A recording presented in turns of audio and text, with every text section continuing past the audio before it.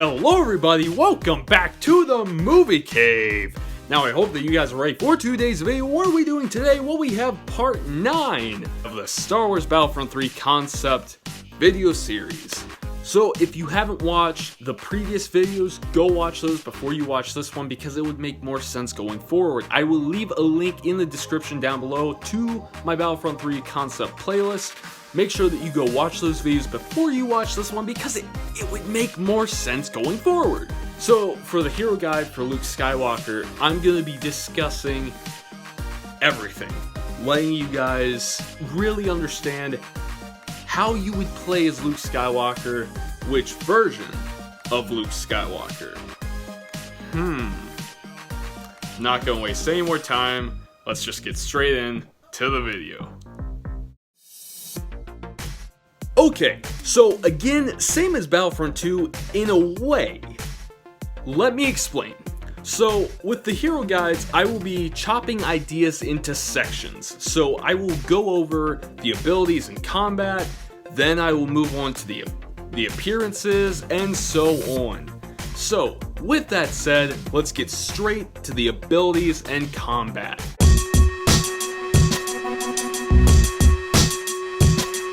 So, basically, in part 4, I mentioned how every blaster was able to be used by every trooper class. Well, same goes for heroes. Somewhat. Hear me out. So, I came to think about LEGO Star Wars The Complete Saga, and I realized they give you a choice of what version you want to use. I want to use Farm Boy Luke. I want to use Bespin Luke. They give you a choice. So I want to kind of use that. So the way I would do this is now appearances would only change clothing, not weapons.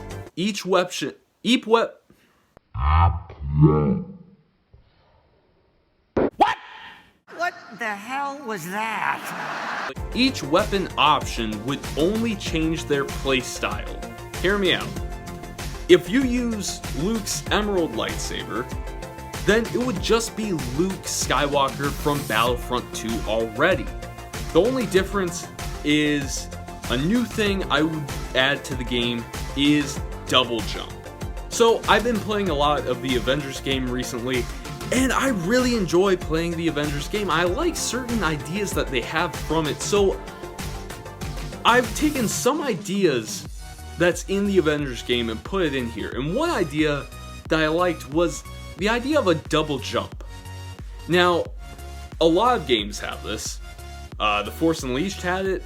Jedi Fallen Order even has it. I always thought to myself, in Battlefront games, I would love there to be a double jump. Now, you kind of got it in the 2005 Battlefront 2, where you could just keep jumping as high, as high, as high. But I'm talking about a complete double jump flip. You jump once and then do a flip. So I will show on the screen what it kind of looks like, but I would have Luke jump the exact same height that he already does in Battlefront 2, but I would have there be a double jump for him. Besides that, everything about Luke is the same when you use his Emerald lightsaber. However, if you would want to use Anakin's blue lightsaber for Luke, like Episode 5, The Empire Strikes Back, then that would change everything. Because now, we're not talking about Jedi Master Luke Skywalker from Return of the Jedi and forward. We're talking about Luke from The Empire Strikes Back, the Jedi Training School dropout. So he would be completely different. I would make his damage output be 115 damage to the front and 130 to the back, where his green lightsaber dishes out 130 to the front and 160 to the back. I would keep the health the same with 750 standard health, also having the same health regeneration. The stamina, I would give him 8 swings with Anakin's lightsaber until being depleted of stamina. Now, the stamina regeneration from 0 to full would take 7 seconds very different from Luke in Battlefront 2. I would give him the same run speed as Obi-Wan, not animation. I want to point this out, not animation. But he would have the same run speed as Obi-Wan and the same jump height as Yoda. Because he's not a full-on Jedi, he's not as fast, he's not able to jump as high. Some of you might find fault with that, but I'm okay with it, and this is my concept. Moving on to the abilities. The left ability would see Luke put away Anakin's lightsaber and pull out the DL-44 on his hip. And he can use it for as long as you want. I would have it feel like Han Solo's DL-44. Same damage, cooling power, and so on. The right ability would have Luke take the DL-44 and mark up to 8 enemies before shooting a powerful shot at each target marked, dealing 175 damage to the front and 200 damage to the back. And then the middle ability would see Luke use the Force to see everyone, with enemies outlined in red and allies outlined in blue. Luke would also be able to see all allies' health bars to see if any teammates are in trouble or need help. The future, the past, old friends long gone. Han? Leia! Granting a small damage buff to himself. Also, in the settings menu, it would be optional, so you could turn it off if you wanted to, but when you activate Force Sense, you can hear Obi-Wan's voice saying, Use the Force, Luke. Let go. Because a part of me thinks that would be cool, but then when I think about it, the reason I'm making it optional that you could turn it off in the settings is because I understand how cool it would be, but then you think, how many times am I going to use this ability in a game? And every time you activate it, you hear Obi-Wan saying, Use the Force, Luke. Let go. So, I think it's cool, but I do think it could get annoying as time goes on. So, I would leave it optional in the settings menu. So, at the launch of the game, same as Troopers, each weapon would have to be unlocked. So, the only way to unlock Anakin's lightsaber for Luke is to get a total of 2,500 kills with Luke's green lightsaber. But wait, there's more. Not only do you have the choice to use Return of the Jedi and Forward Luke Skywalker, you have the choice to use Empire Strikes Back Luke Skywalker, but you also get the choice to use A New Hope Luke Skywalker. Yes, so this version of Luke was before he even started training to be a Jedi. The only thing he really learned so far is to not only trust the Force, but also just to deflect some blaster bolts. So I would keep the health the same with 750 standard health, also having the same health regeneration. But his primary weapon would be an E11, because we see him use it in A New Hope on the Death Star. If you guys are wondering why I'm just choosing an E11, because, well, he used this in A New Hope. Just wait, I have some ideas. So his primary weapon would be an E11. I would make it more powerful than the normal Trooper version. I would give it a 9 in damage, a 5 in rate of fire, an 8 in range, and a 5 in cooling power. I would give him the same speed and jump height as Han Solo, no double jump, because again, this is A New Hope Luke Skywalker. Moving on to the abilities, the left ability would see Luke put away the E11 and take out Anakin's lightsaber, that he can use for as long as you want. However, since he isn't a Jedi, and has had pretty much no training at this point, the lightsaber attacks would only deal 50 damage to the front and 75 damage to the back. Plus, he can only block 5 shots before he runs out of stamina. The right ability would see Luke put away the E11 or lightsaber and take out a cycler rifle that he could use for as long as you want. It would be more powerful than the normal trooper version because it would deal a 9 in damage, a 2 in rate of fire, a 10 in range, and a 2 in cooling power. Now, though the rifle is powerful, at short range it is very weak. The better the rifle does depends on how far away you are from the enemy. And the middle ability would see Luke take out target binoculars that would let him zoom in and out to target up to 3 enemies. The active time for the ability would be 20 seconds. Once enemies have been targeted, you will receive 20% extra damage on the enemies targeted by target binoculars. And again, the only way to unlock the E11 is by getting 2,500 kills with Anakin's lightsaber, or Empire Strikes Back Luke. Now, something completely new I would add to the game. Again, I got this idea from the Avengers game by Square Enix, and one of those ideas is takedowns. Now, in Battlefront 2, you got to do some takedowns with Iden, however, it was only in the campaign. So, we give every hero takedowns, and as the game goes on, then we would add takedowns for the troopers and reinforcements. Unlike how you activate the takedowns in the campaign for Iden, the way that you would activate a takedown is by pressing Y and B at the same time. But takedowns for Luke Skywalker. Now, just like the playstyle, each weapon would switch up takedowns. If you use Luke's green lightsaber, the first takedown would see Luke block 3 blaster shots before raising up the saber and striking down, slicing enemies vertical, like how he did in the Mandalorian Season 2 finale. The second takedown would see Luke grab an enemy with the Force and pull them towards him. And as they're flying over, Luke would slice through them again like he did in the Mandalorian Season 2 finale. Because amazingness. Now, you'd have to unlock this takedown, and I would have it be 8,000 credits to unlock it. And the last takedown would see Luke stop the enemy with the Force before clenching a fist and crushing the enemy to drop him on the floor. And again, like how he did in the Mandalorian Season 2 finale, because that was so incredible.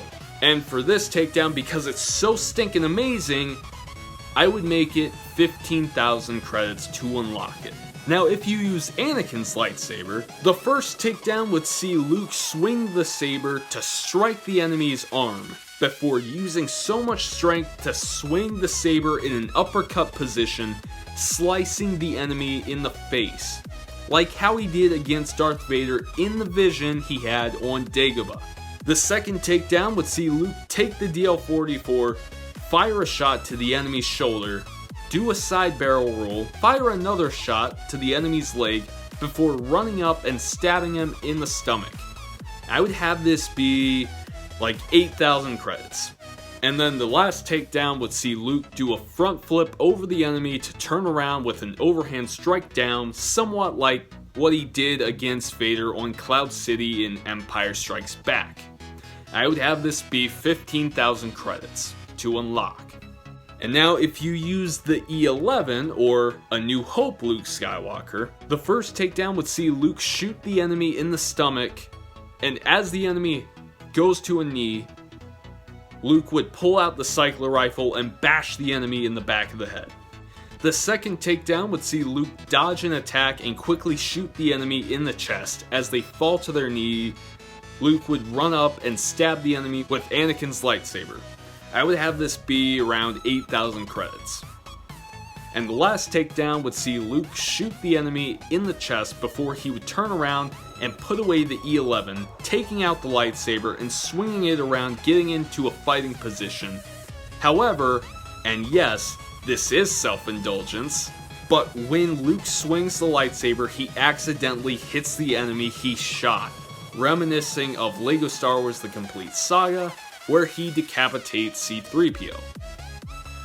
I would have this be 15,000 credits because, of course, like, it's amazing.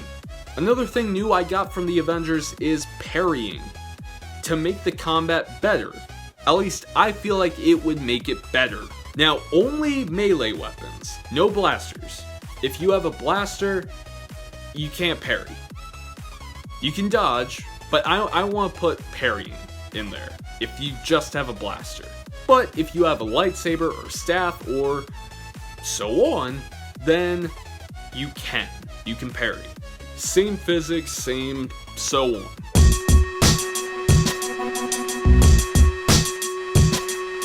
Now, with the star cards, this was challenging, but I came up with ideas, so let's get to them. And again, when using Luke Skywalker's green lightsaber, the star cards would be the same as they are in Battlefront 2 already. However, when you use Empire Strikes Back Luke Skywalker, the star cards would be different. Now, I want to point out before we get into this, most of the star cards I got from heroes in Battlefront 2 already. When I say the name, obviously they would rename them for Luke, but to help you guys understand which ones they are, I'm gonna say what the names are and show you what star cards they are. So, to start off, we have Heavily Modified Blaster, an improved capacitor that allows Luke Skywalker's DL-44 to build less heat when firing. Number 2 is Keep Your Head Cool. After each headshot kill, Luke Skywalker is able to fire his DL-44 blaster without overheating for a short period. Number 3 is Jedi Fighter. Luke Skywalker's melee strikes and blaster deflections both drain less stamina. Number 4 is Focus Sight. Force Sense will be active for a longer period of time. Number 5 is Maximized Efficiency. If Sharp Shot hits 3 or more targets, the recharge time to the next one is reduced. Number 6 would be Wide-Eyed. Sharp Shot can target enemies at a longer distance. Number 7 is Resilience. Whenever Luke Skywalker is in close proximity of another hero, he receives less damage and deals more damage with his lightsaber strikes. Number 8 is Stay Together. If he is within 15 meters of 2 friendly units, whenever Luke activates Force Sense, all of his close allies will be given a health buff.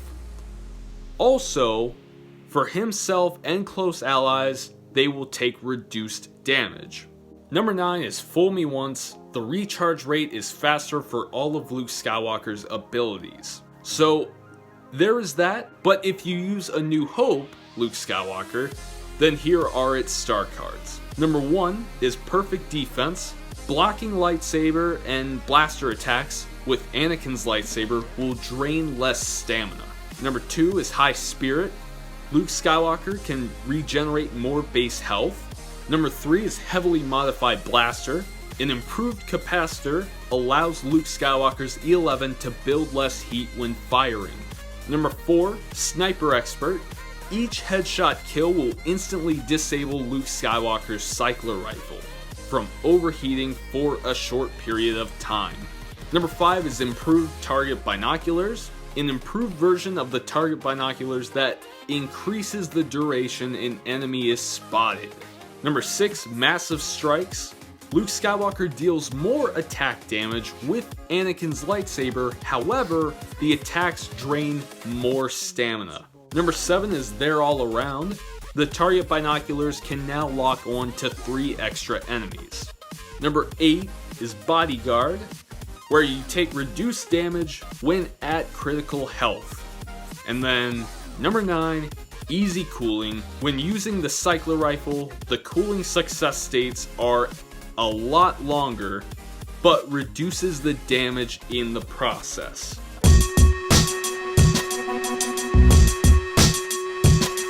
Moving on to the appearances, first off, I want to point out, it doesn't matter what game mode you play. If you're in a match from start to finish, then you are guaranteed 5,000 credits. However, depending on how well you do, you could get up to 30,000 credits for one game.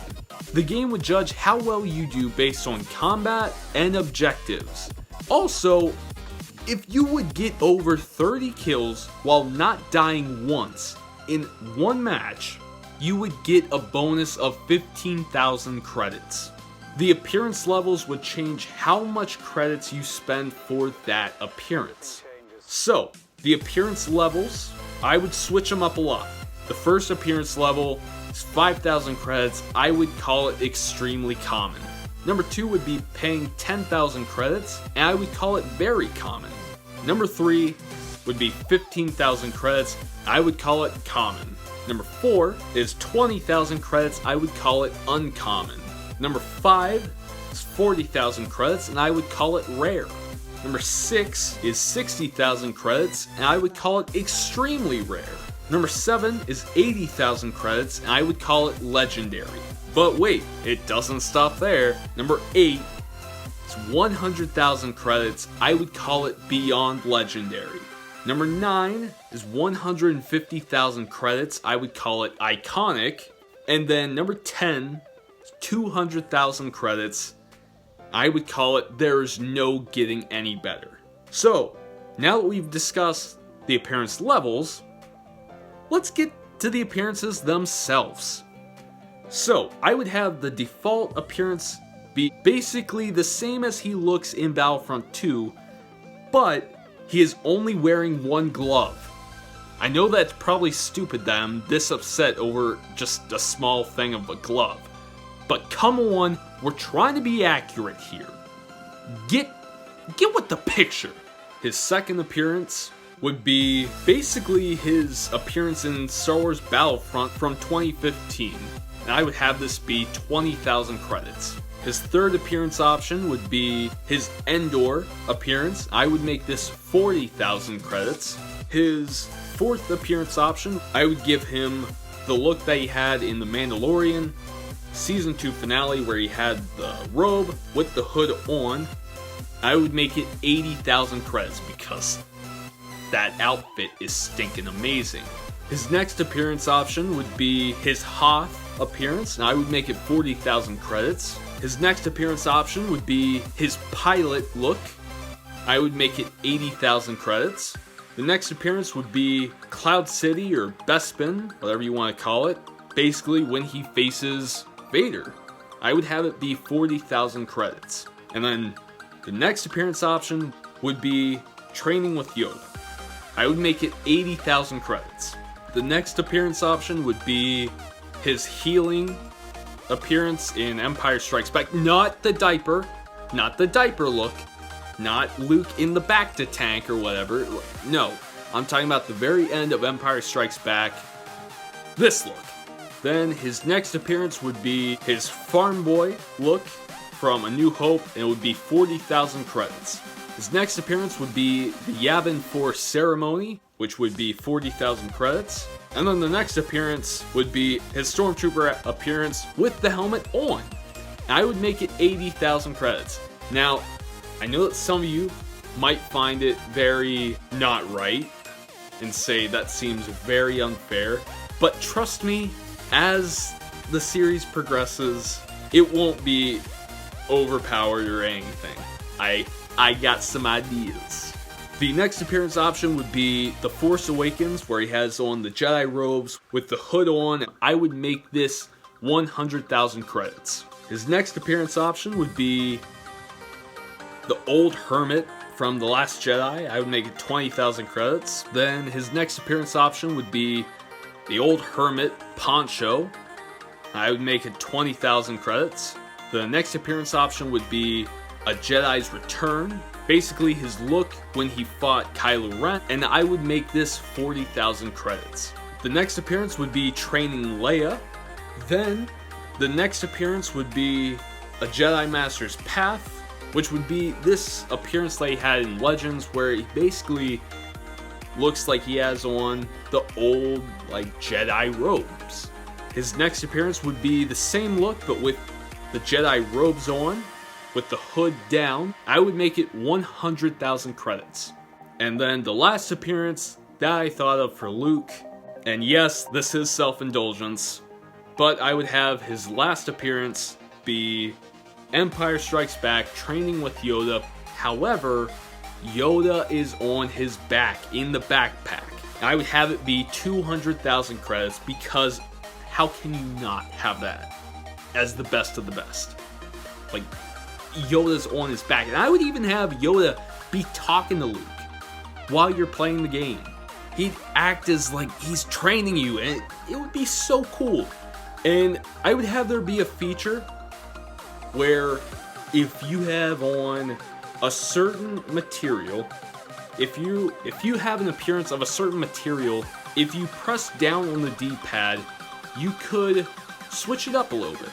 So, say you enter the game with the look that Luke had in The Mandalorian. But as you're playing through the game, you think, well, I think I would like to have Luke with the hood down. So you press down on the D-pad and Luke takes the hood down. However, every single option that would have something like that, whether it's taking the Stormtrooper helmet off, putting it back on, taking hoods down and up, putting the visor up and down, no matter what it is, if they have that certain option for them, then I would completely 150% have them be like 150,000 credits or 100,000 credits, because that's big. If you have that much control that you can take the hood down or up, or visor, or helmet off, or whatever, that's big, okay? I don't think I'd do like 200,000 credits for that, but that's big, okay? That's big. You cannot take Yoda off your back. No, you can't do that. Because then what you do? You just leave him on the ground, like, just walk away, do whatever, and then just, like, out of nowhere, where's Yoda? Yoda! Like, no!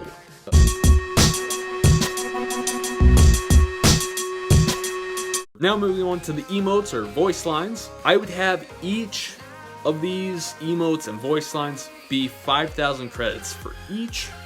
I'm still keeping in the emotes and voice lines that Luke had in Battlefront 2, but I am adding some. So, to start off with, let's go over the emotes and voice lines that Luke had in Battlefront 2 already. His first emote would be, I'll never turn to the dark side. I am a Jedi, like my father before me. So that's one. Number 2 is, I feel the good in you. Number 3 is, Greetings, Exalted One. and then the next one is, Your overconfidence is your weakness. now, moving on to the ones that I would add to the game, we have, May the Force be with you. number 4 is, He is strong with the Force, but talent without training is nothing. the next one is, I have a very bad feeling about this. next one is, But I warn you not to underestimate my power. the next one would be, I don't want to hurt you. Number 9 is, The Force is strong in my family. and then the last option is, I feel the conflict within you. Let go of your hate. I would give you the option where emotes, you could only equip 8 at a time. So there's 3 extra emotes that won't make the cut. So with that said, this has been the hero guide for Luke Skywalker in Battlefront 3. So there we go. So guys, that was the video. If you enjoyed it, please leave a like. Please go subscribe to the channel if you already haven't. Make sure that you hit that bell notification so you always know of when I post. Be sure that you comment down below what you want to see next, and also share this video with everybody that you know, because that would be great. Now guys, I thank you so much for watching. Make sure that you go check out any previous videos from my channel. Make sure that you stay tuned for the next one. I love you guys, and I'll see you in the next one.